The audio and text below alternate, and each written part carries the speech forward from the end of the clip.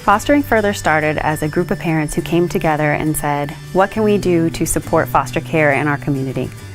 So we spoke with the local agency and found that at that time, what they needed was financial support for foster kids to be able to do extracurricular activities like music or sports or specialized therapy. But we also found that there were other things like foster parents just needed a break once in a while, or they needed some community support. Older kids were aging out of foster care, so there was a whole group of people that we could support as our nonprofit. So we formed Fostering Further, and we've been able to do all kinds of things. Fostering Further supports not only the children that are foster kids throughout the county and the surrounding areas, but we also support the social and caseworkers as well as the families that are fostering these children. But it really gets around what are the basic needs and what is some of those things that are extra in providing not only a home and a family for that child, but providing love. And that's where our organization is really trying to bridge the gap. And once those families and children are identifying the need, we're trying to put the support in together with that need. And we do that through our website, where we've invested heavily in terms of trying to identify and really visualize those needs for supporters like yourselves that can go onto the website, view the needs, and then actually transact that by providing financial support and meeting those needs.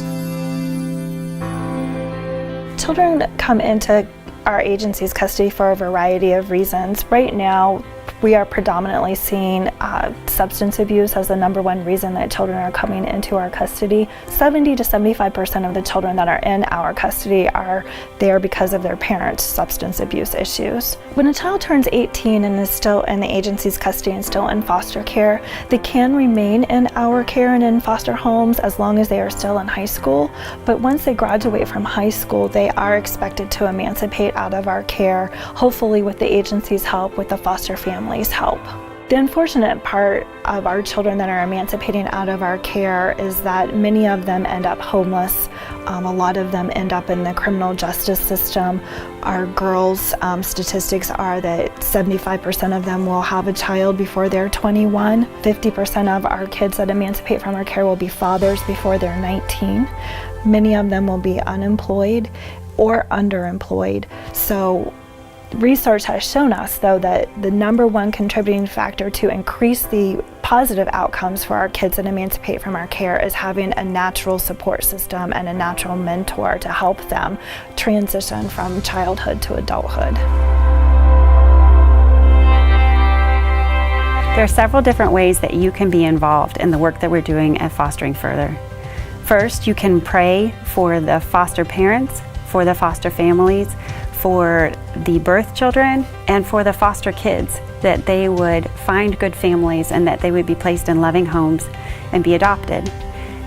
There are opportunities to serve all year long where you can meet these families and meet these children and work with them and show them the love of Christ.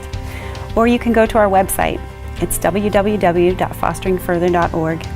We have listed different opportunities for foster kids, things that they have said that they would like to do. There's sports, there are educational supplies, there are music and dance lessons. There will be specialized therapies that they need. And we need you as the community to take those on and say, I will be that person that will sponsor this child. There are many ways to get involved, whether you are praying, whether you're serving, or whether you're giving.